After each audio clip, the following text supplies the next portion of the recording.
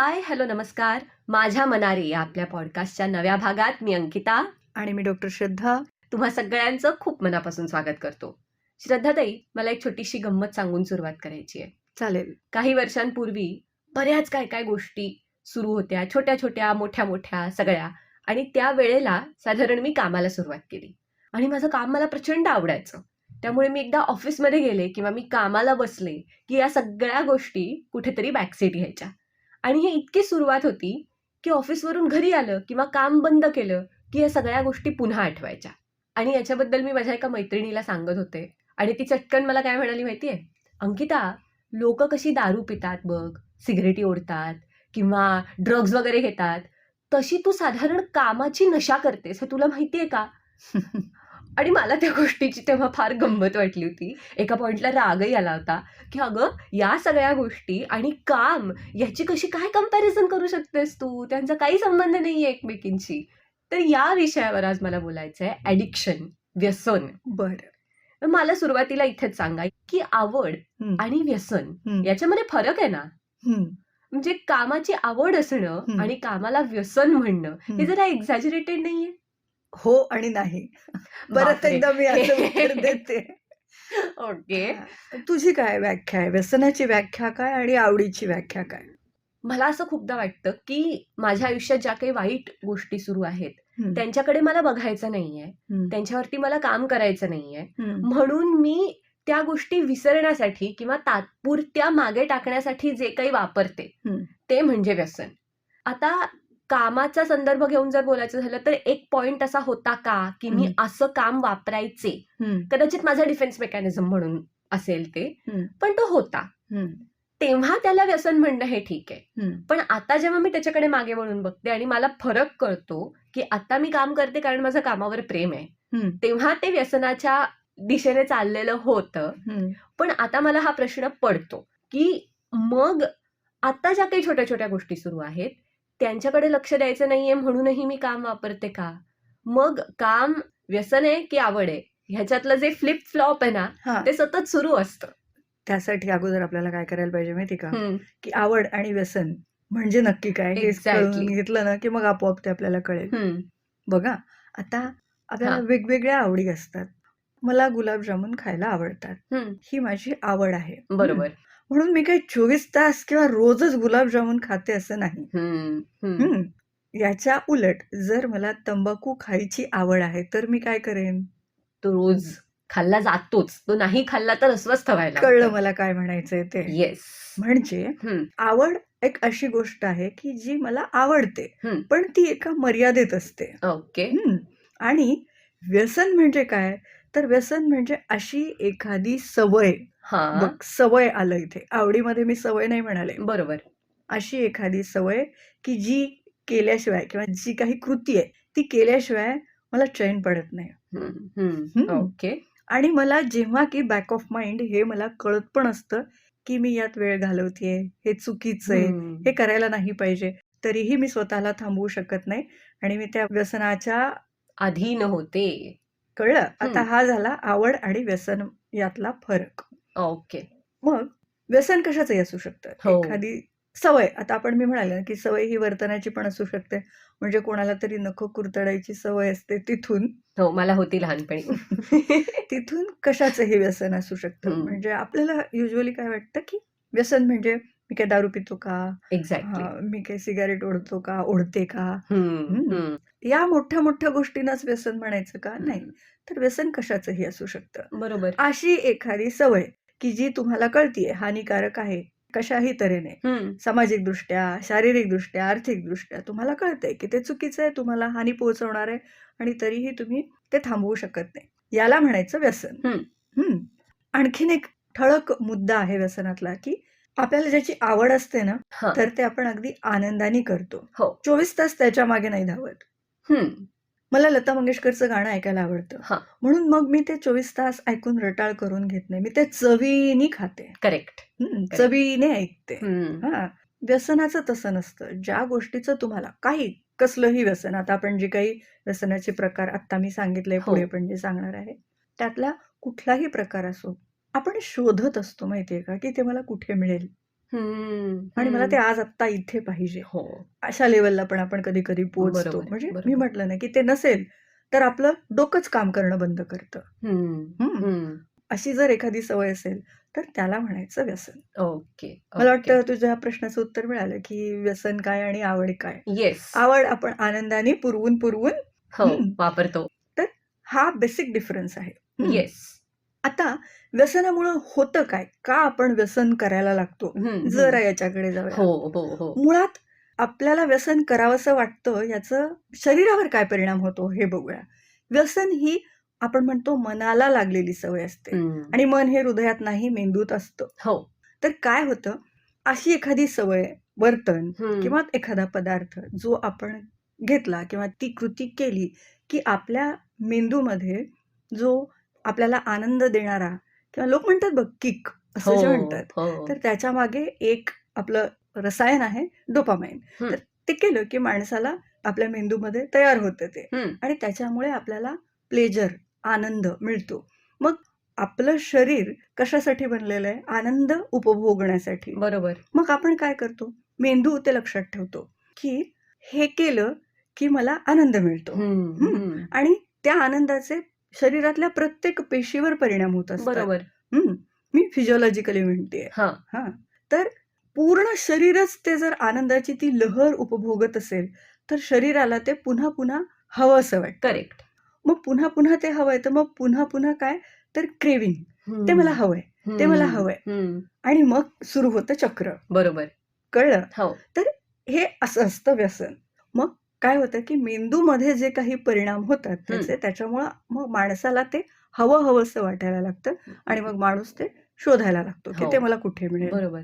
पण आपण जेव्हा असोसिएट करतो, हं, हं. जेव्हा 2 गोष्टी, असं झालं की असं होतं. हो. हे जेव्हा असोसिएशन होतं, तेव्हा मग आपल्याला त्याची सवय लागायला लागते आणि मग एकदा ते कळलं मेंदूला, की मग मेंदू मागायला लागतो आपल्याला बरोबर. आणि मग त्या क्रेव्हिंग्ज वगैरे ह्या सगळ्या गोष्टी हं. घडायला लागतात. ओके, हं. ओके. आता हे जे आहे ते सुरू कसं होतं? हां, हं. हां. याची 2-4 कारणं आहेत. पहिलं कारण आहे आकर्षण. बरं. माणसाला ना क्युरिओसिटी आहे. हं, ही हं. एक निसर्गाने दिलेली देणगी आहे अगदीच, माणसाला. अगदीच. क्युरिओसिटीपायी माणूस वेगवेगळ्या गोष्टी करून बघतो, बघायला जातो. हं, असं हं. हे जे सगळं आहे.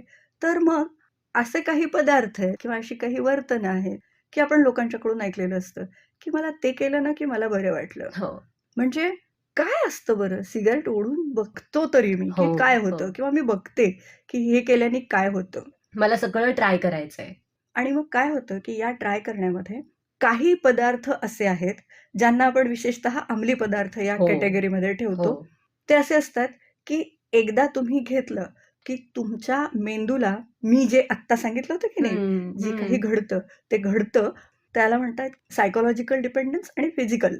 तर तुम्हाला एकदा त्याची सवय लागली, किंवा तुमच्या शरीराला ती सवयच लागली आणि मग हं. तुमचं शरीर त्याच्याशिवाय कामच करू शकत नाही. हो, मग कारण तुम्हाला विथड्रॉल केलं त्याच्यापासून, की त्याचे त्रास भोगावे लागतात. बरोबर, म्हणजे तुम्ही एकदा जरी घेतलं, तरी हे पदार्थ पुन्हा तुमची पाठ सोडत नाहीत. बरोबर. हं. काही माणसं, काही मुलं, काही व्यक्ती अशा असतात, की जे एकदा ट्राय केलं तरी पण त्याच्याकडे जात नाहीत. पण हं. मी ह्या कॅटेगरीबद्दल बोलत नाही हां. हो. अंमली पदार्थांच्या नाही. कॅटेगरीबद्दल बोलत नाहीये. बरोबर. वर्तन किंवा इतर पदार्थांबद्दल. मग तिकडे हे पॉसिबल आहे, की मी ट्राय केलं, पण मला काही आवडलं नाही आणि मी ते सोडून दिलं. बरोबर. हं. हं. पण नेहमी आपण जागृत राहावं, हां, हां. की काय केलं तर काय होऊ शकतं, याचा बरोबर. विचार नेहमी आधी करावा, की मी जर हे केलं तर काय-काय होऊ शकतं हं, आणि हं, मग डिसिजन घ्यावं. हं. मग आकर्षण म्हणजे उगाचच कशाबरोबर ते वाहवत जाणं नव्हे. करेक्ट. अंमली पदार्थ कॅटेगरीतले पदार्थ जर का तुम्ही ट्राय केले, की हां, तुम्ही तुमचं स्वतःवरचं नियंत्रण गमावता. करेक्ट. कारण तुमच्या मेंदूमध्ये आणि तुमच्या शरीरामध्ये म्हणजे तुमच्या मनात त्यांनी जे काही करायचंय ते केलेलं आहे हं. आणि मग तुम्ही थांबवू शकत नाही आता स्वतःला. बरोबर. तुम्ही तुमचं स्वतःवरचं नियंत्रण गमावलं आणि मग तुम्ही त्याच्या अधीन. हो. हां, म्हणजे त्याच्यापुढे नतमस्तकच झालेले असता बरोबर, तुम्ही. बरोबर. आणखीन एक प्रॉब्लेम येतो, तो आहे टॉलरन्स. मी हं, जसं हं. म्हणाले, की टॉलरन्स काय असतो माहिती आहे का? हे ना फक्त अंमली पदार्थ किंवा अशांचा नाही, औषधांचा पण होतो. हं, हं. म्हणून तर डॉक्टर सांगतात, की मी सांगितलं तसंच औषध घ्या. हो, हो. हं. काय होत असतं, की काही रसायनं, हं, औषधं म्हणजे काय आहेत? रसायनं आहेत. हं. म्हणून मी रसायनं म्हणतीये. बरोबर.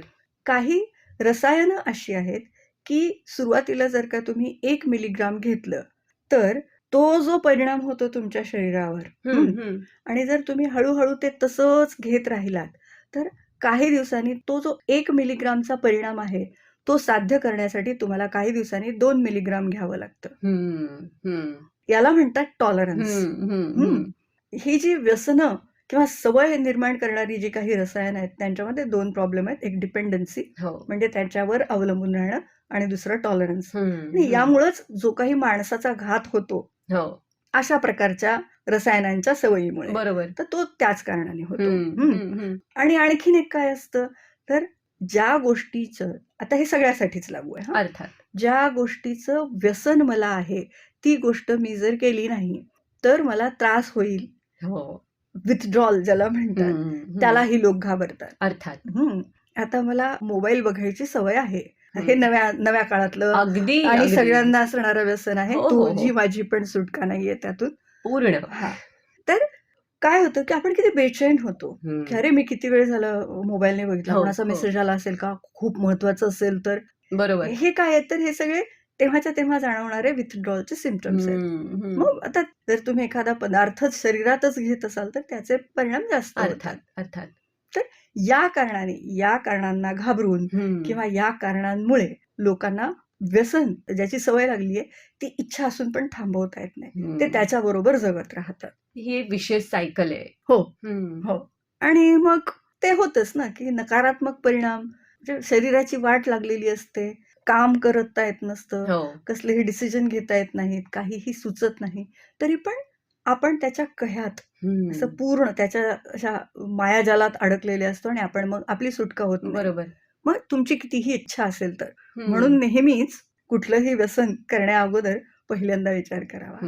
मग ते वर्तनाचं असो किंवा सबस्टन्सेस असो. पण श्रद्धाताई, मगाशी आपण बोललो तसं, की काही गोष्टींची मनापासून आवड असते. म्हणून ती जे सामान्य प्रमाण अपेक्षित आहे, त्याच्यापेक्षा थोड्या जास्त प्रमाणात केली जाते. आणि त्याची सवय लागली किंवा त्याच्याशिवाय जगणं अशक्य व्हायला लागलं, की ते व्यसनाच्या बरोबर. हे तू अगदी category बरोबर जातं. सांगितलंस, की त्याच्याशिवाय जगता येत नाही. ओळखायचं कसं? की एक्झॅक्टली माझी आवड व्यसनाकडे चालली आहे हे कसं ओळखायचं? Roger that. हां. तर तू अगदी बरोबर सांगितलेलं आहेस, की याच्याशिवाय मला चालतच नाहीये. मी सगळी बाकीची कामं सोडून तेच करतेय. तर तेव्हा समजून घ्यायचं, की हे आपलं आता हळू व्यसनाकडे चाललेलं आहे. बरोबर. ही सवय व्हायला लागलेली आहे. आपण एखादी कृती ती जर केली नाही म्हणून बेचैन होत असू, हो. तुम्ही रेस्टलेस व्हायला लागलात, की ते तुमचं व्यसन आहे असं समजून घ्यावं. बरोबर. हो. हेच म्हणायचं होतं ना तुला? करेक्ट. ओके. मला असं विचारायचं आहे श्रद्धाताई, की सगळी व्यसनं वाईट असतात सरसकट. काही चांगली व्यसनं पण आहेत? तू सांग बरं उदाहरण असं. म्हणजे आपण जसं अल्कोहोलिक म्हणतो, तसं वर्कोहॉलिक म्हणतो, की हा माणूस म्हणजे ना वर्कोहॉलिक आहे. पण ह्या दोघांना एका कॅटेगरीत टाकणं योग्य आहे?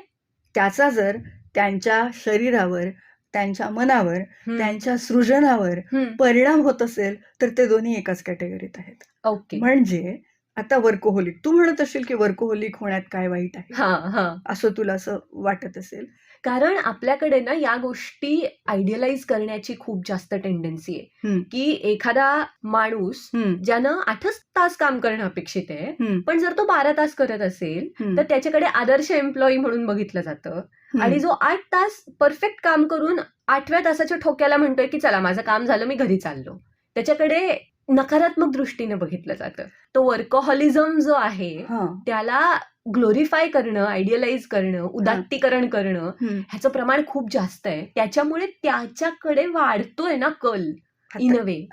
हे जर तू आपण उदाहरण घेतलं तर सगळ्यात अगोदर आपल्याला हे बघावं लागणार आहे की जो 12 तास काम करतोय तो क्वालिटेटिव्हली किती काम करतोय का पाट्या टाकतोय. एक्झॅक्टली. आणि 8 तास काम करणारा माणूस जर तो अगदी रितसर त्याला म्हणजे आयडियली जितकं आदर्श जे काही आहेत की बाबा माझं आज इतकं काम पूर्ण व्हायला पाहिजे, तो जर ते काम 7 तासात पूर्ण करत असेल तर मला असं वाटतं की त्याच्या क्वालिटीवर लक्ष द्यायला हवं. हा एक मुद्दा.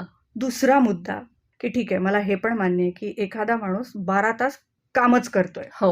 पण इथे दुसरा मुद्दा येतो की एखाद्याची कॅपॅसिटीच असते 8 तास करण्याची आणि एखाद्याची असते 12 तास करण्याची. मग त्याला वाटतं म्हणून तो करतोय, म्हणून ती प्रत्येकाची एक स्वतःची कॅपॅसिटी असते, त्यानुसार तो काम करत असेल. आता तिसरा मुद्दा, हा ही त्या माणसाची डिफेन्स मेकॅनिझम नसेल कशावरून? एक्झॅक्टली त्याला घरी गेल्यावर काहीतरी त्रास होणारा असेल करेक्ट किंवा त्याच्या मनामध्ये काहीतरी सुरू असेल, ज्याला दडपून ठेवण्यासाठी, दाबून ठेवण्यासाठी म्हणून तो माणूस डायव्हर्जन म्हणून काम करत असेल, हेही असू शकतं. हो डायव्हर्जन म्हणून तो ऑफिसमध्ये बसून राहत असेल, तर आपण असं नाही म्हणू शकत. म्हणजे तुम्ही कोणाला दिलेलं टास्क काय आहे, ते टास्क किती वेळात आणि कसं पूर्ण केलंय, दोन्हीही बघायला हवं. करेक्ट. श्रद्धाताई, थोडंसं याच्या पुढे जाऊन माझ्या आजोबांचं उदाहरण देते.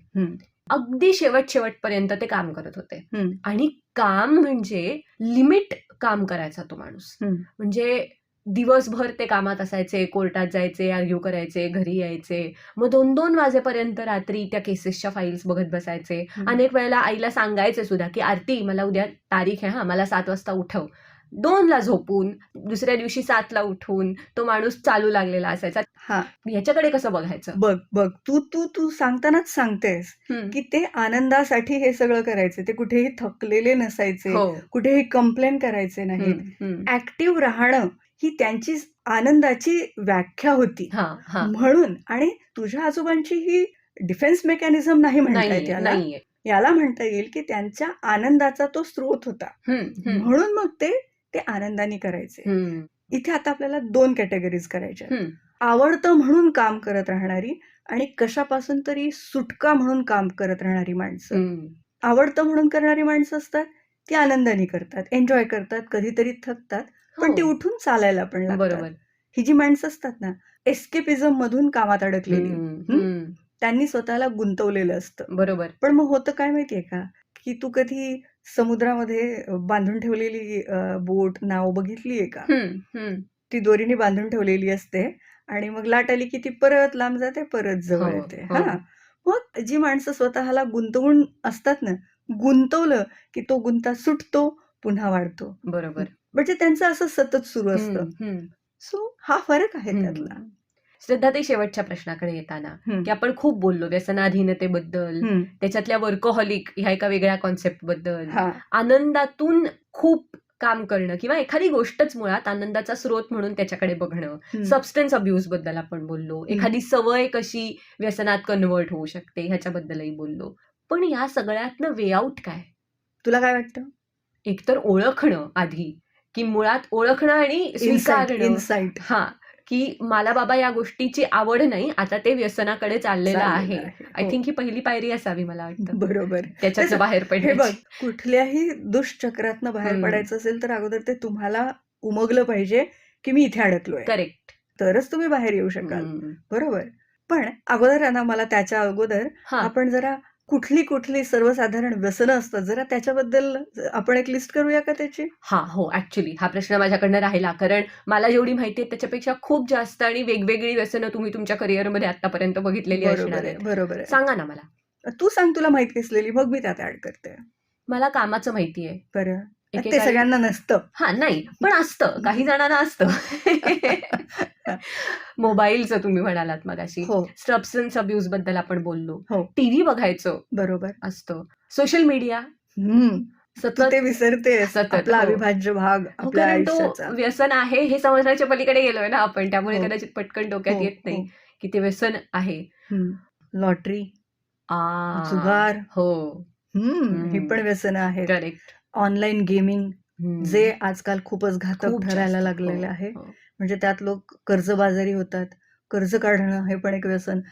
ते पण अशीच असतं की इकडनं पैसे काढलेत, मग त्याला देण्यासाठी दुसरीकडून, मग त्याचे देण्यासाठी तिसरीकडून. बरोबर. हे सगळे प्रकार. ह्याच्याशिवाय खाणं, काही जण करतात बघ असं, आवडला एखादा पदार्थ की बेसुमार खात सुटायचं. टीव्ही बघताना आपण जेव्हा खातो तेव्हा कळत नाही आपल्याला. खरेदी करण्याचं व्यसन पण असू शकतं. मूड ठीक नाहीये माझा, चला शॉपिंग करूया. आता तर आणखीन सोपं झालंय ऑनलाईन. अगदी. आणि मग त्यात कळत नाही आपल्याला, पुढच्या वेळी मी असं करणार नाही असं मी म्हणते आणि पुढच्या वेळेला मी तेच करते. हा पण एक व्यसनाचा प्रकार आहे. आता आपण हे तर बघितलेलंच आहे की हे का करतो आपण. ती किक, आनंदाची लहर बरोबर. ती जी मिळते, क्षणिक असते ती. शॉपिंग मॅनिया पण खूप जणांना असतो. स्ट्रेस ईटिंग पण मला वाटतं हां, तुम्ही हां, मगाशी हां, म्हणालात हां, तसं. हां, हां. मग मला बरं वाटत नाहीये, मला काहीतरी गडबडलंय, काहीतरी खाते मी म्हणजे मला बरं बरं वाटेल. वाटेल. आणि बरोबर. विशेषतः मग असे जे कोणी खातात त्यांचं ना स्पायसी खाण्याकडे किंवा गोड खाण्याकडे जास्त कल असतो ह्या ओके, लोकांचा. ओके. मग एकतर गोड खाल्लं तर काय होतं, की शुगर लेव्हल वाढते आणि मग थोडं एनर्जेटिक फील होतं. हां, हां, चहा हां. पिण्याचं व्यसन राहिलं. मला आहे. कॉफी पिण्याचं, चहा व्हॉटेव्हर, पिण्याचं, व्हॉटेव्हर, अशी व्हॉटेव्हर. पेय हो, बेसिकली हो. पेय पिण्याचं व्यसन. पिण्याचं. हां.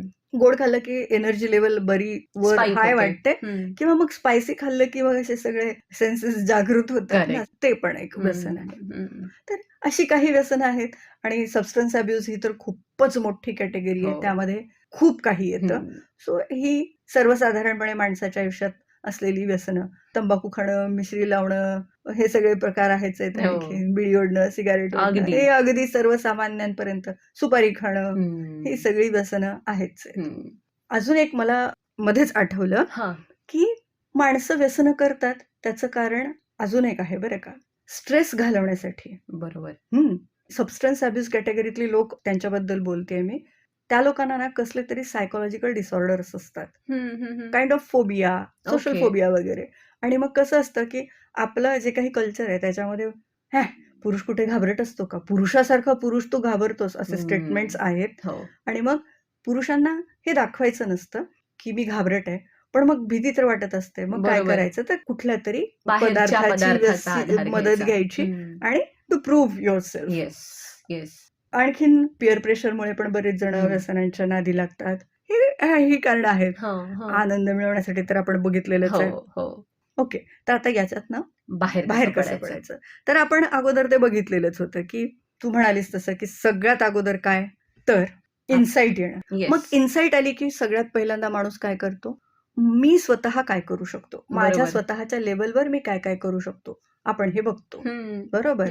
मग आता काय करतो माणूस? तर असा जो आपला ग्रुप आहे त्याच्यापासून दूर राहण्याचा प्रयत्न करतो. हो. त्या सवयीची आठवण झाली, की मग तो माणूस काय करायला लागतो, की डायव्हर्जन म्हणून दुसरं काहीतरी करायला लागतो. बरोबर. हे आपल्या लेव्हलवर करता येण्याजोगे आपण करू शकतो.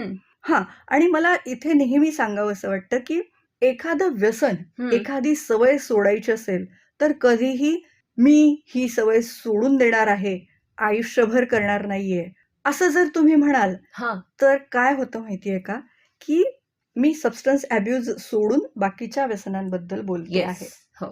त्याचा एक वेगळा फॉर्मॅट आहे. बरोबर. तो मी असं सांगूच शकत नाही. Correct. आपण वर्तनातल्या ज्या सवयी आहेत त्यांच्याबद्दल सध्या बोलूया. मग काय होतं माहितीये का, की मी आता आजपासून करणार नाही असं आपण म्हणालो आणि आपण त्याच्या अधीन झालेले असतो. मग ना तो आपल्याला एव्हरेस्ट चढण्यासारखं अवघड वाटतं Correct. आणि आपण मग म्हणतो माझ्याच्याने शक्यच नाही आणि आपण फेल होतो. हो. म्हणून ज्या माणसाला एखादी सवय सोडायची आहे, त्या माणसानी रोज छोट्या टप्प्यामध्ये ठरवावं, की आजचा दिवस मी हे करणार नाही. करेक्ट. सुरुवातीला तर 1 तासापासून सुरुवात करावी, की मी 1 तास हे करणार नाही. याचा परिणाम काय होतो माहितीये का? 1 तास मी मॅनेज करू शकतो. येस. हा कॉन्फिडन्स मला असतो आणि मग 1 तास झाला, अरे वाह! मी 1 तास नाही करू शकलो, मग मी पुढचा 1 तास नक्कीच करू शकतो. बरोबर. हा पण एक विजयी होण्याचा, टू कॉन्क्वर हा जो आहे ना, तर तो पण एक कॉन्फिडन्स येतो माणसाला आणि मग त्याला ते अवघड वाटत नाही. मग आज केलं, अच्छा म्हणजे मी 24 तास काढू शकते ह्याच्याशिवाय. करेक्ट. म्हणजे मी पुढचे पण 24 तास काढू शकते. बरोबर. मग असं जर मी जेव्हा करते, हळू-हळू वाढवते, तेव्हा माझा कॉन्फिडन्स रोज थोडा बिल्डअप होत जातो आणि माझ्यामध्ये टू कंट्रोल हे जे मी गमावलंय की नाही सुरुवातीलाच, ते हळू परत यायला लागतं. आणि तुम्ही या पद्धतीनेच आपल्या ज्या काही सवयी आहेत, त्या तुम्ही दुरुस्त करू शकता. हे आपण व्यक्तिगत पातळीवर करता येण्याजोग्या हे सगळे उपाय आहेत. अगदी. पण कधी-कधी काय होतं, की व्यक्तिगत पातळीवर करूनही या गोष्टी सुटणाऱ्या नसतात. मग अशा वेळेला आपल्याला काय करावं लागतं? तर नेक्स्ट स्टेप आपण काय करतो, की हे माझ्याच्याने होत नाही. म्हणून आपण आपल्या जवळच्यांना किंवा कुटुंबियांना सांगतो, बरोबर. की मला आता मदत हवी आहे, मी हे करू शकत नाहीये. मग ते काय करतात, तर तुम्हाला सपोर्ट देऊ शकतात ते. तुमचा कॉन्फिडन्स बिल्ड करण्यात किंवा तुम्हाला समजावून सांगण्यात. ती जी वेळ असते ना, तुम्हाला खूप जबरदस्त क्रेव्हिंग होतीये. त्यावेळेला तुम्हाला तुमचं मन सांभाळण्यात, तो जो आत्मविश्वास आहे, तो शाबूत ठेवण्यात ते तुम्हाला मदत करू शकतात. त्याच्यानंतर मग तिसरे कोण येतात, तर डॉक्टर्स करेक्ट. किंवा समुपदेशक. मग ते प्रोफेशनल हेल्प झाली. मग तिथे वेगवेगळ्या संस्था आहेत. कुठल्या प्रकारचं व्यसन आहे, म्हणजे वर्तनाचं आहे का पदार्थांचं आहे का बरोबर. कशाचं आहे, ते त्याच्यानुसार ठरत असतं. काही पदार्थ असतात की त्याचे जे तुमच्या शरीरावर जे परिणाम झालेले आहेत, तर ते कमी करण्यासाठी तुम्हाला वैद्यकीय मदत घ्यावी लागते, हो. हॉस्पिटलाइज व्हावं लागतं, औषधं घ्यावी लागतात. मग तसं तुम्ही प्रोफेशनल हेल्प पण घेऊ शकता. कधी-कधी काही गोष्टी अशा आहेत की त्या औषधोपचाराशिवाय बऱ्या होत नाहीत. म्हणून हे तुम्ही ठरवू नका. हे बरोबर. बघा, मला काय म्हणायचंय की लोकांना, बऱ्याच जणांना असं वाटत असतं की विशेषतः जेव्हा सायकियाट्रिक औषधं घ्यायची, ती वाली जी ब्रांच आहे, त्याच्या औषधं घ्यायची म्हटलं की लोकांना असं वाटत असतं की नाही, ह्याची सवय लागेल हो. आणि मग काय होईल? अहो, तुम्ही बीपीच्या गोळ्या घेताना, तुम्हाला डायबिटीज असतो त्याच्या गोळ्या घेताना, तेव्हा म्हणता का तुम्ही असं? बरोबर. तुम्हाला जगायचंय, जे जगायचंय ते आनंदाने जगायचंय ना, शारीरिक आणि मानसिक आनंद मिळवत. हो, हो. मग तुम्ही शारीरिक आनंदासाठी तिकडनं काही त्रास होऊ नये, त्याच्यावरच्या गोळ्या, आजकाल असे कित्येक जणांना कित्येक आजार आहेत की ज्याच्यासाठी ते आयुष्यभर, रेस्ट ऑफ द लाईफ अगदी, अगदी, गोळ्या अगदी. घेता. मग तुम्ही याच गोळ्यांपासून तुम्ही का घाबरून पळता? मन ठिकाणावर नसेल तर काय उपयोग काय आहे त्या होणार? गोळ्या घेऊन? तुम्ही करेक्ट. आनंदच नाही घेऊ शकणार आहे. तर तो एक जो विचार आहे की सायकियाट्रिस्टने लिहून दिलेल्या ज्या गोळ्या असतात, त्या त्या ॲडिक्टिव्ह असतात. हॅबिट फॉर्मिंग असतात. असं काही नाहीये, आणि काही असल्या तरी त्या तुमच्यासाठी आवश्यक आहेत, तुम्हाला घ्याव्याच लागणार आहेत त्या. आपण जाता हे एक मिथ बर्स्ट करायचा प्रयत्न केलाय मला वाटतं. हो. आणि अजून एक याच्यामध्ये की समूहाचा आधार, ग्रुप थेरपी जे म्हणतो आपण, ते आवश्यक आहे बरं का. म्हणजे तुम्ही रिहॅबिलिटेशन सेंटरमध्ये राहून परत आल्यावर किंवा त्या लेव्हलचं तुमचं ॲडिक्शन नसेल, कुठलीही सवय त्या लेव्हलची नसेल, पण जेव्हा तुम्ही तुमच्यासारखा त्रास सहन केलेल्या लोकांच्या सोबत बसता, तेव्हा तुम्ही कसा विजय मिळवलाय हे पण लोकांना सांगता येतं, आणि किंवा लोक काय करतायत याच्याशी स्ट्रगल करताना, ते स्वतःची सुटका करून घेण्यासाठी काय करतायत, बरोबर. हे तुम्हाला कळतं. आणि आपल्याला जे असतं ना की माझ्याच बाबतीत असं घडलं, भयंकरीकरण, हे जे आहे ना, ते तिकडे गेलं की कमी होतं की नाही, आपल्यासारखे खूप जण आहेत आणि ते जर याच्यातून बाहेर येऊ शकतात तर मी पण येऊ शकतो. तर हे ग्रुप थेरपी, ग्रुपमध्ये जाऊन जेव्हा तुम्ही हे करता, तर तिकडून तुम्हाला फार मदत होऊ शकते कुठल्याही प्रकारच्या व्यसनातून, सवयीतून सुटका मिळवण्यासाठी. श्रद्धाताई, करून टाका मग आजच्या भागाचा शेवट.